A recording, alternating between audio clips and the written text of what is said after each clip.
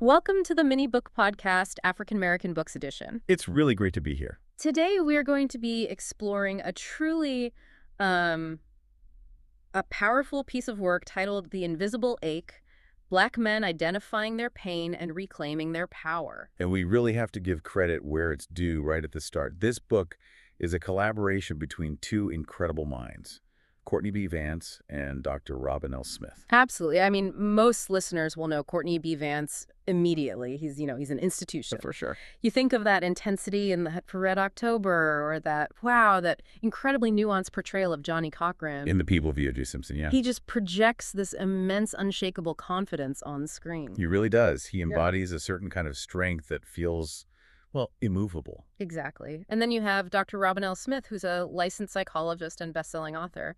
She brings that clinical framework, to match Courtney's personal story. It's a really unique pairing, the artist and the doctor.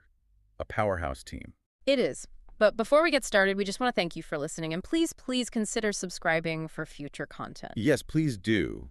And we should also state clearly that the voices you're hearing come from AI, but the content comes straight from the book. And we feel this is a great way to learn about African American history and, the specific contemporary struggles within that history. And of course, after hearing this discussion, we would really encourage you to go out and purchase this book. Support the authors. There's so much nuance in their writing that we can only begin to cover here. So let's get into the substance of this, because the title alone, The Invisible Ache, it suggests something lingering just beneath the surface. You mentioned Courtney B. Vance's public persona, that strength, that charisma. Right. But the book, it just shatters that image almost immediately, doesn't it? It does. It opens with this paradox. Mm-hmm. You have a man who has reached the absolute pinnacle of Hollywood success, yet he's carrying this legacy of silence that is just destroying the men in his family. And it kicks off with a devastating personal tragedy. It does. It forces Vance to look at the real cost of that silence. And this goes back to 1990, right? Right, 1990. Courtney is starring in 6 Degrees of Separation on Broadway. So career-wise, he is on top of the world. He's achieving everything an actor dreams of. Everything. But then he gets a phone call from his mother. And that phone call changed everything. It did. She called to tell him that his father, Conroy Vance, had died by suicide. And reading that part, it just seemed like this wasn't just tragic. It was completely baffling to the family at the time. Came out of nowhere. Completely. Courtney describes his dad as the voice of calm. Conroy Vance was a benefits administrator, a guy who loved chatting on his CD radio. He was the rock, the guy you went to when you needed stability. But after his death, they found out the reality was much, much darker. What was going on behind the scenes that nobody saw? He was maxed out. Financially, his credit cards were tapped, but emotionally he was. He was bankrupt. He had this secret internal struggle that he never voiced to anyone, not even his wife. And this is where the authors make a crucial point. Conroy's pain wasn't just about bad finances or a bad week.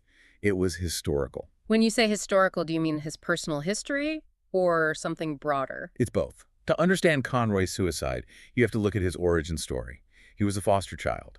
His birth mother, Ardella, had been severely abused and had suffered through 6 stillbirths before Conroy was even born. 6 stillbirths. That is an unimaginable amount of trauma for one family. It is. And in the middle of all that trauma, Conroy was given away. So he spent his entire life, despite all his external success later on, battling this deep-seated feeling of abandonment. That is the invisible ache right there, isn't it? Exactly. It's that feeling of being unwanted that just lingers in the background. It doesn't matter if you become a successful benefits administrator. Or a famous actor. Right. That ache remains if it isn't treated. And tragically, the book reveals that this wasn't an isolated incident. 30 years later, this cycle repeated itself. This was the part that really just stopped me in my tracks. It happened again. It did. Courtney's godson, a 23-year-old young man, also died by suicide. So you have the father, and then you have the next generation. That must have been the breaking point for Vance. It was. That was the moment he realized he couldn't just look inward in solitude or, pray it away. He realized this was a systemic crisis facing Black men specifically. And that's why he partnered with Dr. Robin. To define this pain so they could actually treat it. Exactly. Okay, so let's drill down into that definition. They call it the invisible ache. Is this just a poetic way of saying depression, or are they identifying something more specific here? It is distinct from general depression. Dr. Robin explains that the invisible ache is the compound weight of three things: historical trauma, systemic racism, and the immense cultural pressure to hide your vulnerability. It's the pain you feel but are socially conditioned to believe you aren't allowed to show. Precisely. And there's a proverb they use to frame this. Something about a lion. Yes, the West African proverb. The lion's story can never be known as long as the hunter is the one to tell it. That is such a heavy metaphor. It really is. Let's unpack that. Who is the hunter in this context? The hunter is the dominant American culture. It's the media, the history books, the societal norms. The hunter writes the story that black men are dangerous or hypermasculine or unfeeling machines. And if you look at movies or news for the last century, black men are rarely portrayed as vulnerable or complexly emotional. No, they're threats or they're super athletes. So if the lion, the black man, believes the hunter's story, then he believes he isn't supposed to feel pain. Precisely. If you buy into the hunter's narrative, admitting you're sad or scared feels like a failure of your identity. So the book argues that to heal, black men have to reclaim the pen. They have to tell the lion's story. They have to be the ones to say, actually, I am hurting. Actually, I am scared. Exactly. But this isn't just psychological, right? They bring in some hard science to back this up. Yeah, I want to talk about this term weathering. I've heard it used in academic circles, but they break it down so clearly here. They really do. Weathering is a public health concept from Dr. Arlene Geronimus. It basically answers the question, why do African Americans suffer from certain health issues at much higher rates than white Americans, even when you control for income? Because usually people just assume it's poverty. If you have money, you should be healthy. Right, but the data says otherwise. Weathering explains that the chronic stress of living in a racist society, we're talking the daily anticipation of bias, microaggressions, the background fear of police encounters. It keeps the body in a constant state of fight or flight. That's it. So the engine is always revving, even when the car is in neutral. That is a perfect analogy. And that revving releases cortisol and other stress hormones. Over time, that toxic bath of hormones literally ages the body and damages the immune system. It causes biological wear and tear. So when we talk about the ache, we aren't just talking about feelings, we're talking about actual cellular damage. Yes, damage caused by the sheer effort required to survive in this environment. Which is fascinating and terrifying. It means the environment itself is corrosive, which leads us right to the survival mechanism they discuss. This mask, or the cool pose. The cool pose. It's a defense strategy. To protect yourself from a world that you see as hostile, you project this image of being unbothered, tough, hyper-masculine. You become a stone wall. It's armor. It is armor, but the problem with wearing armor 24/7 is that it's heavy, and it suffocates you. You can't connect with your kids or your spouse if you're wearing armor. Courtney shares a story that illustrates the necessity and the danger of this armor perfectly. The story about the noise in his house. Oh, this anecdote is chilling, because it highlights how fragile that safety really is. Yeah. So let's set the scene. Courtney's at home. He's a wealthy, beloved celebrity. He hears a noise in his backyard at night. Standard dad response, go check it out. Right. He goes to the kitchen and grabs a knife to investigate. He's protecting his family. But then he freezes. He just catches a glimpse of himself. Or maybe the realization just hits him. He thinks, if the police come and they see a black man holding a knife, I don't care if I'm Courtney B. Vance, I don't care if this is my mansion, I could be shot. That is a terrifying pivot. To go from protector of my home to suspect in my own home in a split second. He realized his success didn't protect him from the stereotype. In that moment, to the outside world, he wasn't an award-winning actor. He was just a black male with a weapon. And that realization forces you back into the cool pose, doesn't it? You have to constantly calculate your movements. How do I look? Am I moving too fast? That cognitive load must be exhausting. That is the weathering in action, that mental tax you pay just to exist. And Dr. Robin expands on this with her work at the Youth Study Center in Philadelphia. She flips the script on the sagging pants stereotype. I found this fascinating because usually that conversation is very, pull your pants up, you look unprofessional. Right, respectability politics. Yeah. But she goes much deeper. She sat these young men down and explained the economics of the prison industrial complex. She explained that Wall Street invests in private prisons, and for those prisons to make a profit. They need beds filled, they need inventory. And the inventory is young black men.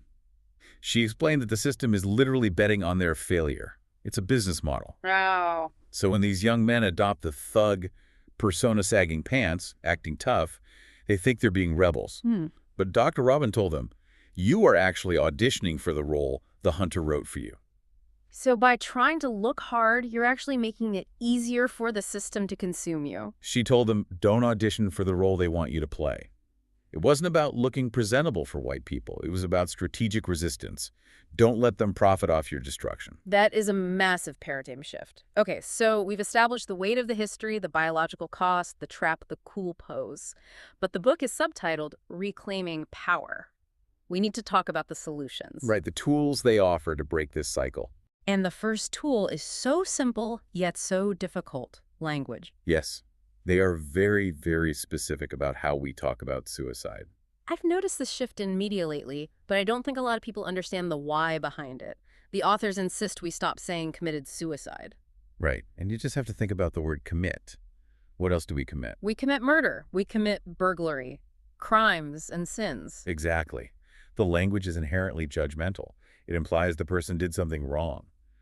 Dr. Robin argues we must use the phrase died by suicide. It creates a medical context. It frames it as the tragic result of a mental health crisis, an illness. We wouldn't say someone committed cardiac arrest. By changing the language to died by suicide, we remove the stigma. We make it possible for men to say, I am struggling with this illness, instead of, I am thinking about committing a crime. That removes the shame barrier, which is step one. And speaking of professionals, Courtney is very open about his own reluctance to go to therapy. He was the classic skeptic. He didn't want to go. But eventually he found Dr. K. And what's interesting is the method she used.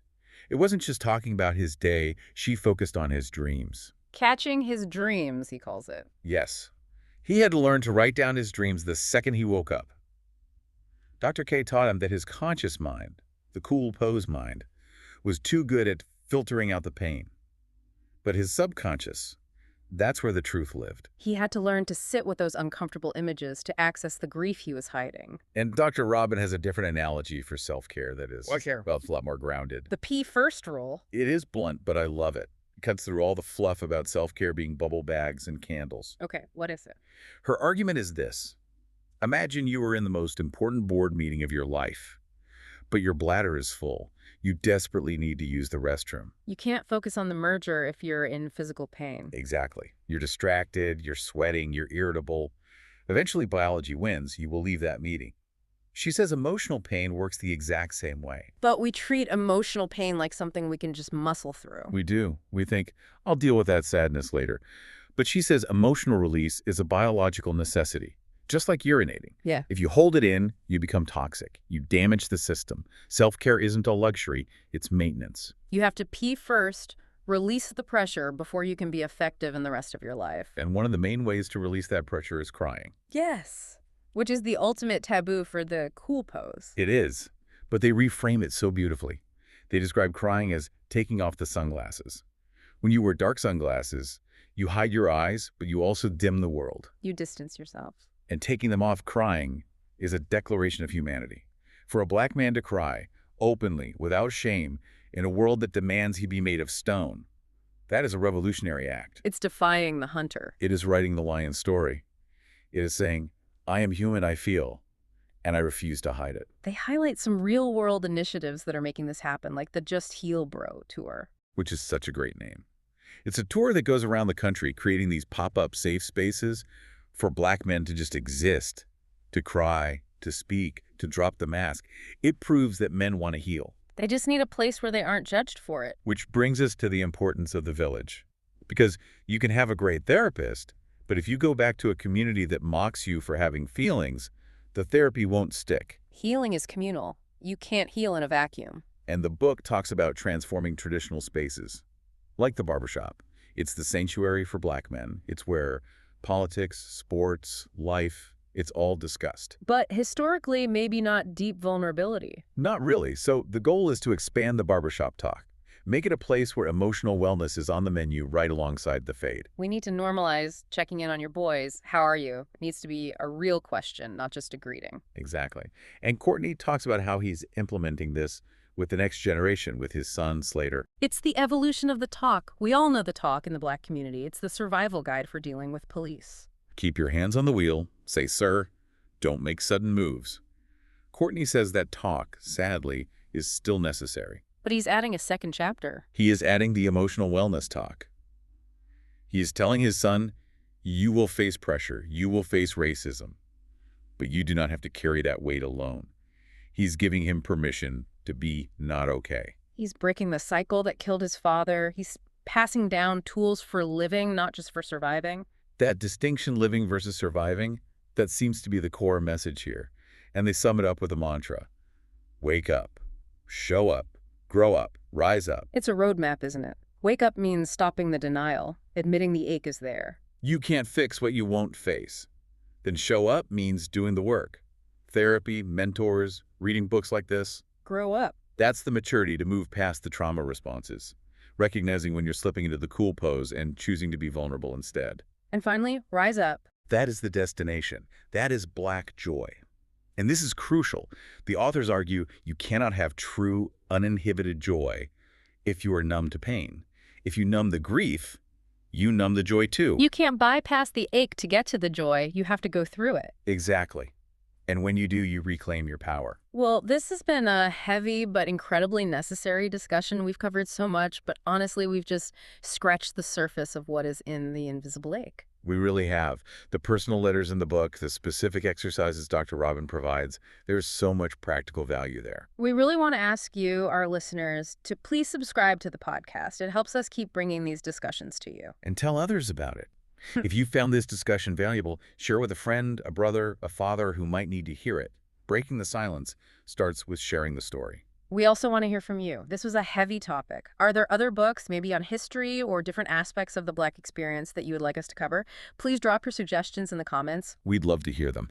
And again, please consider going out and purchasing The Invisible Ache by Courtney B. Vance and Dr. Robin L. Smith.